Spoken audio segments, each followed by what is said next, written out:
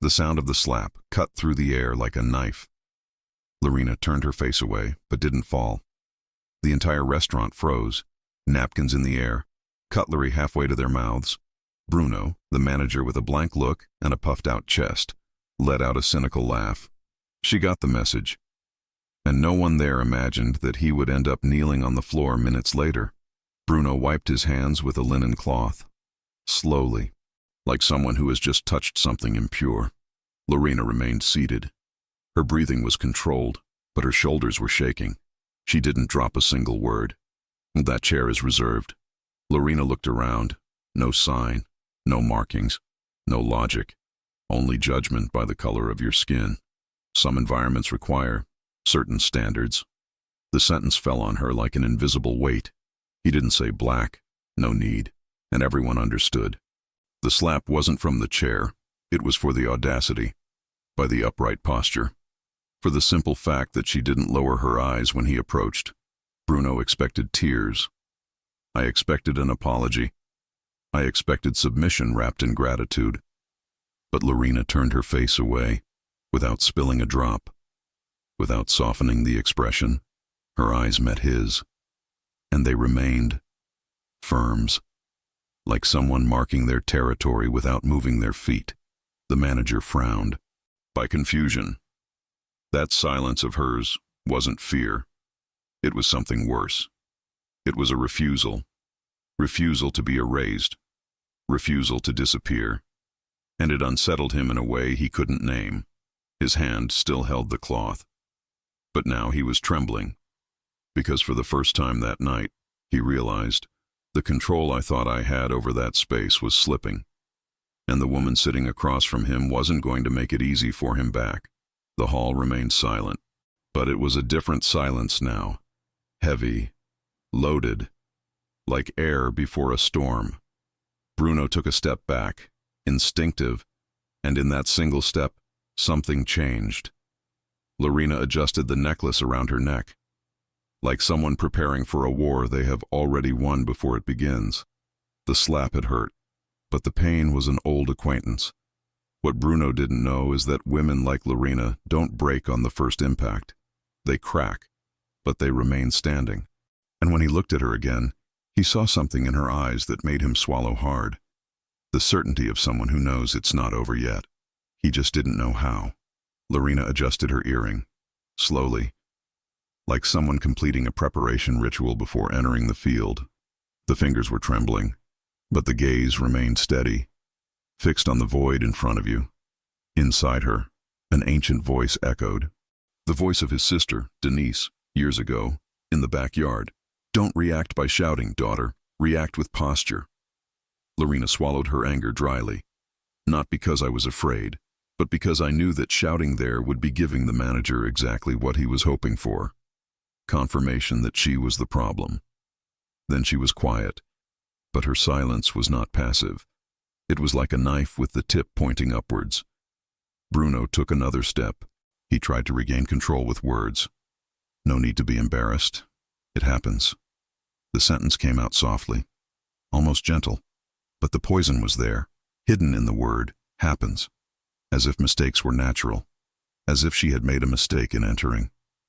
Lorena didn't answer, but her fingers tightened on the bag strap. Once, two, three, controlled breathing, heart racing. She remembered her mother saying, as a child, "The world will test you, Lorena. But you don't need to prove anything to those who have already decided not to see you." And there, in that cold, white room, she wasn't going to prove anything. I was just going to stay, even if it bothered me. The waiter passed by her with a tray. He looked away, like someone pretending not to see an accident on the road. The hostess arranged the menus for the third time, nervosa, but he did not intervene. No one intervened. And Lorena knew why. Because intervening meant choosing a side. And in that restaurant, the sides were already divided before she even entered. Bruno crossed his arms, satisfied, like someone who just closed a deal. But when he looked back at Lorena, something bothered him. She wasn't downcast. I wasn't apologizing with my body. It was erect, quiet, and that, somehow, was worse than any verbal response. Because Lorena wasn't negotiating. It was just being. And being, for a black woman in that space, was already an act of rebellion. She adjusted the necklace around her neck, a simple necklace of misangas, Grandma's gift. He touched the beads with his fingertips, like someone who remembers where they came from. And in that tiny gesture, something changed inside her. The pain continued, but now it was accompanied by something bigger. Certainty. Certainty that place did not define its value. Certain that she wouldn't leave there smaller than when she entered. Bruno frowned, because for the first time he realized she wasn't going to react the way he wanted, and that left him speechless. Lorena took a deep breath. He let out the air slowly, and when her eyes finally met his again, there was something in them that made him recoil an inch. The calm of someone who has survived storms far worse than an insecure manager at an expensive restaurant. And in her restrained breathing, she carried something he would never understand. The calm of someone who has survived environments far more lethal than a fancy salon. The waiter took 2 steps back, fast, like someone who moves away from something contagious. He held the tray tighter than necessary. His knuckles turned white. But the face remained neutral, professional, empty. The hostess arranged the cutlery for the 4th time, not because they were misaligned, but because I needed to do something that would justify not looking at Lorena. In the corner of the room, a group of 3 young white men were filming. Cell phones raised, muffled laughter. One of them whispered something. The others burst into suppressed laughter. They weren't documenting injustice. They were collecting entertainment. A black lady sitting in the back covered her lips with her hand. Her eyes met Lorena's for a second. Just one. Then they diverted. Too fast to be casual, she knew. I recognized it. But he remained motionless, because intervening meant becoming a target too, and she didn't have the energy to be next. Everyone understood, perfectly. But understanding does not oblige anyone to act. Lorena became an involuntary attraction, exhibition without pedestal, trial without jury declared. The hall became a silent court, with negligent judges, and the sentence was already written before the crime was named. Bruno crossed his arms and tilted his head to the side, satisfied. Like someone who just won a debate without needing to argue. The hostess finally looked at Lorena. But the look carried no solidarity, it carried relief. Relief that it wasn't her. A couple at the next table stood up. They paid the bill in a hurry, not because they were outraged, but because the discomfort was greater than the hunger, and leaving was easier than choosing sides. Lorena felt the weight of each look. Some curious, other accusers. Most of them are just accomplices, for the indifference packaged in, "It's not my problem." She took a deep breath. He felt the cold air from the air conditioning entering his lungs. He remembered a phrase his mother repeated. Loneliness in public is the worst form of violence. And there, surrounded by people, Lorena had never been so alone. But something inside her refused to crumble. Maybe it was stubbornness, or maybe it was just tiredness of having to justify one's own humanity in spaces that should be for everyone. Bruno turned around. He returned to the counter, as if closing the subject. But before he turned completely, he looked back, just to make sure she was still there. Contained. And containment is not fragility. It's a bomb with a lit fuse. The waiter passed her again, this time without looking. The hostess answered the phone. He turned his back, and the black lady in the background picked up the purse. He got up. It went out. Without paying the bill, no goodbye. Just left. Because sometimes, witnessing hurts more than living. Lorena remained seated, alone in the middle of the room, but standing inside, because if no one there was going to defend her, she herself would be her own witness, your own judge. Have you ever seen an injustice happen in front of you and didn't know what to do? Comment below how it went. Lorena was 7 years old when she started selling ice cream. Flip-flops 3 sizes bigger than your foot. Styrofoam box balanced on hip. The line at the bus stop was his daily stage. Ice cream, grape, strawberry, lemon ice cream. The thin voice cut through the noise of the traffic. Some bought out of pity. Others looked away. But she didn't sell out of shame. He sold with dignity, because Grandma had said, one morning while wrapping the bags, "Honest work doesn't embarrass anyone, Lorena. The ones who should be ashamed are the ones who look askance." Grandmother sewed with the machine, pedal hitting the floor like a heartbeat, needle going up and down without stopping. The smell of hot glue and new cloth stuck to the entire house. Lorena sat on the floor next to her. I watched. "Grandma, why do you sew so fast?" "Because time doesn't wait, poor girl. We're the ones who have to run after it." And the grandmother ran, even though I'm tired, even invisible to the world. One day, Lorena came back from school crying. The teacher had asked each child to talk about their parents' profession. Lorena said that her mother was a cleaner, that the grandmother was a seamstress, that her father had left before she was born. The other children laughed. A girl with blonde braids whispered loud enough for everyone to hear, "My mother said that poor people shouldn't study here." Lorena kept that phrase like someone keeping a knife in a drawer, ready when you need it. Grandmother wiped her tears with her apron. He held his granddaughter's face with both hands, calloused hands, full of history. "They will always try to hide you, Lorena, but your color reveals your greatness." Lorena didn't understand at the time, but it recorded, word for word. Years later, when he entered university, he remembered. When he got his first job, he remembered. When she was promoted, she remembered. And now, sitting in that restaurant, surrounded by people who looked at her like an invader, she remembered again. He remembered the popsicles, of the big slippers, from the sewing machine hitting the floor, from grandmother's calloused hands, and he remembered that every step he took up to that point was a victory, not facilitated, conquered, with sweat, with blood, with daily resistance disguised as normality. She wasn't there by chance. I was there because I had the right to be. Bruno could try to erase it. The whole room could pretend she didn't matter. But Lorena had roots that no amount of slapping could tear out. Deep roots, planted in the soil of struggle, watered with tears that no one saw.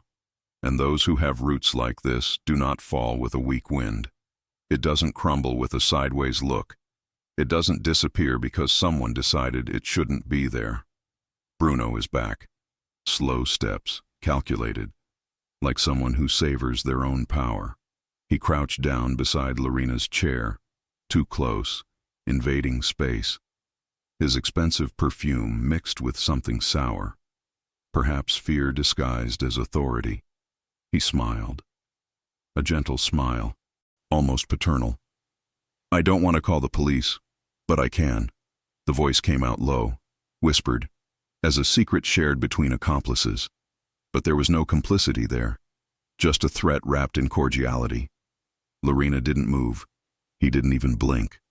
And that pissed him off, deeply, because he expected fear. I expected supplication. I expected her to crumple up like crumpled paper. But Lorena remained intact, firm, present. Bruno raised his voice, just a little, enough for the surrounding tables to hear. "People like you create tension where you should be grateful to be there." The sentence fell into the room like a stone into a lake. Some customers lowered their gazes. Others pretended not to hear. A blonde-haired woman sighed loudly, impatient, like someone hoping the discomfort will end soon. Bruno continued, now speaking louder than necessary. "I've been working in this field for 15 years. I know how to identify profiles that don't fit the mold." "They don't fit." The phrase floated in the air like an insult disguised as a technique. Lorena finally turned to face him. Slowly, her eyes met his, and they remained. Fixed, calm. Bruno felt something strange in his stomach. It wasn't fear, but it was discomfort, because her silence said more than any scream. It said, "I see you, and you're not as big as you think." He took a step back, unplanned. And in that single step, something cracked. The control mask began to slip. He tried to recover. "Look, I don't mean to be rude, but there are rules here." "What rules?" Lorena's voice cut through the air. It was the first time she had spoken since the slap, and the question was not aggressive. It was simple and direct. Bruno opened his mouth. "It's closed." It opened again. "Rules of conduct, of posture." Posture? Lorena didn't raise her tone, but each syllable weighed. Is my posture wrong? He swallowed. He replied, It's not about that. So what's it about? Bruno had no answer, because the true answer could not be said out loud. Not there, not in front of witnesses. So he did what men like that always do when they lose an argument. Tried to regain control by force. You're creating an unnecessary scene. Lorena almost laughed. Did I create it? Or did you? Bruno realized, too late, that he had exposed too much talk. The control he thought he had was slipping through his fingers, like sand, like wine spilled on the white tablecloth he so treasured. And the woman sitting across from him, the woman he had tried to reduce, humiliate, erase, was growing with every second of silence, not because he shouted, but because it remained. The reception phone rang, a sharp touch, insistent. The hostess answered with her usual automated voice. Eclat Restaurant, good evening. But the voice on the other end made his face change. She frowned. He looked at Bruno, then to the window. The eyes widened. Mr. Bruno, there are people arriving. Her voice came out thin, trembling. Bruno turned around angrily. People? What people? She didn't answer. He just pointed to the street. And then the sound came. Grave. Powerful. Vibrating on the glass walls, the roar of multiple motorcycles cut through the night like thunder on a hot afternoon. A customer got up from his chair to get a better look. Another dropped his fork on his plate. The noise grew, stronger, closer. There were 8 in total, big motorcycles, chrome, headlights cutting through the darkness like blades of light, black helmets, mirrored visors reflecting the city, leather vests with hand-embroidered coats of arms, a stylized skull, and below, in Gothic letters, Legacy. Bruno swallowed hard. What the hell? The motorcycles stopped in formation, synchronized. As a military march, the engines remained running, snoring, vibrating, filling the silence of the hall with the sound of impending war. The hostess took 2 steps back. A waiter dropped a tray. The sound of breaking glass echoed through the restaurant. No one went to collect it. Everyone was looking outside. The first person got off the motorcycle. Firm movements, no rush. He slowly took off his helmet. Braided hair fell over her shoulders. Black skin illuminated by headlights. Eyes that didn't ask for permission. They just took up space. Denise. Lorena recognized it before anyone else. Her heart raced. But not out of fear, of relief, of something she didn't know she was waiting for. The other 7 people got off too, all with the same posture, the same presence. Denise looked at the restaurant through the glass. He swept the room with his eyes, looking for. And when he found Lorena, he stopped. Their eyes met. And in that second, an entire conversation happened in silence. Lorena didn't need to ask for help. Denise didn't need to ask what happened. They knew. Because black women always know.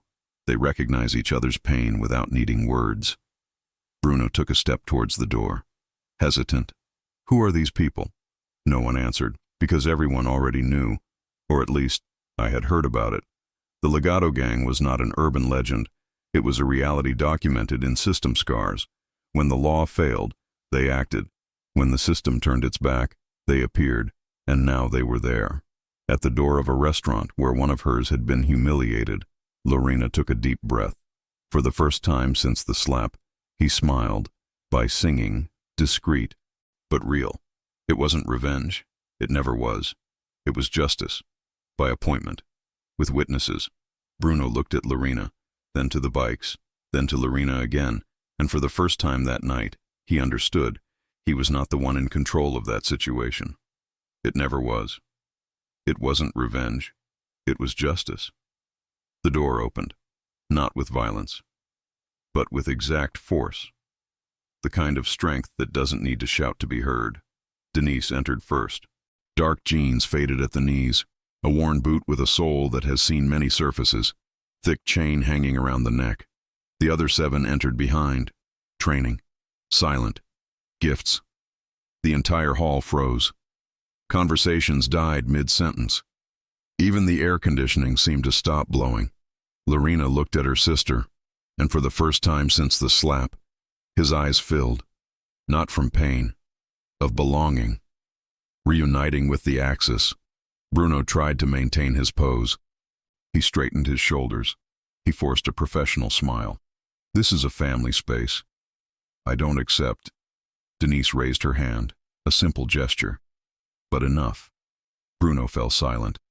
She didn't ask for silence, just took it. Family is what lifts us up, not what tears us down. Her voice was low, but it echoed. Bruno said, "Look, I don't know what she told you, but she didn't need to say anything." Denise took 2 steps forward. Slowly, the mark on her face speaks for itself. The hall breathed along.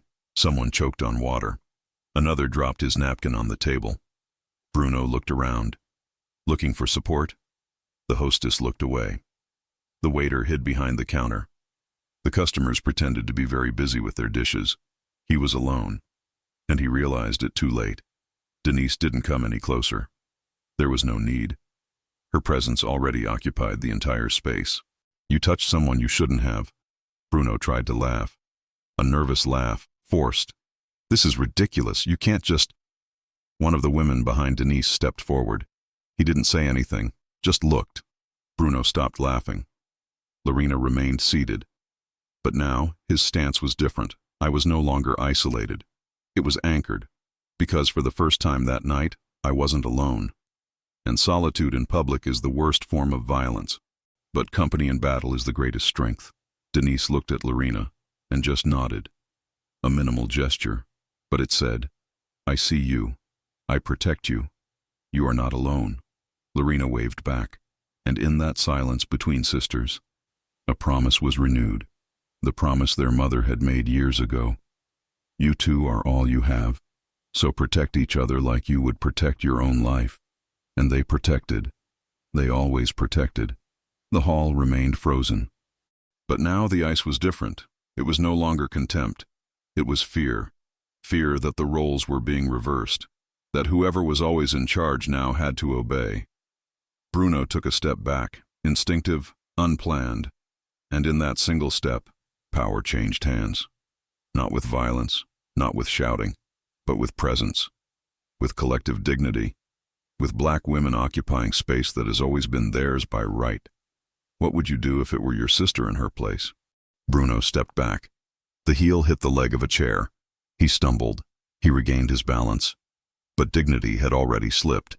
Behind him, one of the motorcycles was still roaring, engine running, vibrating against the glass of the display case. The deep sound filled every corner of the hall. It pulsed, like a racing heart, as a warning that does not need to be verbalized. Customers began to stand up. No coordination. Some grabbed their bags in a hurry. Others left money on the table. A man in a gray suit scraped his chair with a noise. Nobody asked for the bill. No one expected change. They just left, through the side door, anywhere other than the main entrance. A blonde woman dropped her napkin on the floor, out of desperation, disguised as haste. Denise took another step. He stopped half a meter away from Bruno. He raised his finger. Didn't touch him. No need. One more second of disrespect. Her voice came out calm, like heaven before lightning. And there's not even a sign on the door. It wasn't a scream. It was promised. And promises like that aren't made in anger. They certainly do. Bruno opened his mouth. He tried to speak. There was no sound. The throat was dry. His hands were shaking. He looked around, looking for someone, anyone. But the hall was almost empty now. Just silent witnesses, people who weren't going to save, people who had already chosen the side of self-preservation.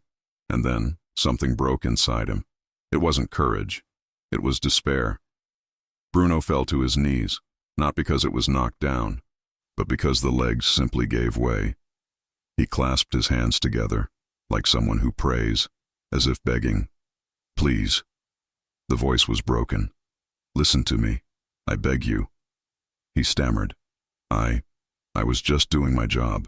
I didn't mean to. I didn't." The words died in the air. Incomplete. Desperate. Empty of conviction. The whole room saw it. The hostess covered her mouth with her hand. The waiter froze behind the counter. A customer who hadn't yet left stopped at the door. It turned. He looked.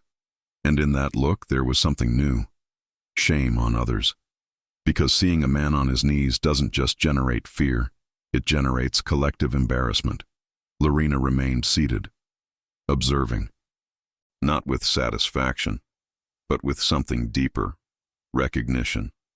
Recognition that humiliation was not the goal. It never was. The objective was simple, that he felt, for a second, what she felt, that he would understand, even without words, the weight of being reduced, of being treated as a threat simply for existing. Denise didn't move. He didn't smile, didn't provoke, just watched. And in her silence there was power greater than any words, because she didn't need to humiliate. I just needed to be there. Present. Firm. Bruno remained on his knees, not because it was forced, but because he didn't know how to regain the control he never really had, how to pretend that moment didn't exist, and the whole room witnessed it. Not just the fall of one man, but the inversion of a narrative, the change in who tells the story, who defines who is a threat, who decides who deserves respect. But it wasn't just about fear. It was about the position he was in. Lorena got up, slowly, like someone finishing a ritual. He adjusted the bag on his shoulder. She smoothed her dress with her hands, walked towards the door, passed by Bruno. He remained on his knees, head down, hands still together. She didn't look at him. There was no need. He had already been seen, judged, and found missing. Denise waited at the door. He opened the way. Lorena left first. The night was cool. The street air entered her lungs like her first breath after a long dive.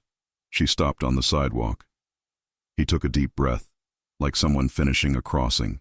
Denise put her arm around her sister's shoulder. He didn't say anything. No need. The silence between them carried entire conversations, recognized pains, combined forces. The other women in the gang stood around, as witnesses, like brotherhood, as living proof that none of them walks alone. Behind them, the restaurant became smaller. The lights are still on, but the glow seemed false now, like a theater scene after the curtain falls, and the certainty grew. Inside Lorena, inside all of them, the certainty that spaces do not define value, that humiliation does not reduce greatness. Denise squeezed her sister's shoulder, and then he spoke, low, just for Lorena to hear. The respect they deny us in the hall, we plant on the asphalt. Lorena smiled. By singing, but real, because the phrase was not new. It was ancient teaching, passed down from generation to generation. Lorena started walking until she got on the back of her sister's motorcycle. The others came behind, gate formation. March of those who know that the road is long. Behind them, someone came out of the restaurant. The black lady who had remained silent throughout everything. She stopped at the door. He looked at the group moving away. And then, something happened. She raised her hand, not to wave, but to recognize, to testify, to say, without words, I saw it, and I will remember it. Lorena didn't turn around, but he felt it. And in that silent recognition, there was promise. Next time, perhaps, she wouldn't keep quiet. Lorena looked ahead. The asphalt stretched out, lit by the streetlights, by the lights of the cars, by the motorcycles that were now starting to roar again. She didn't look back. There was no need, because what was left behind no longer mattered.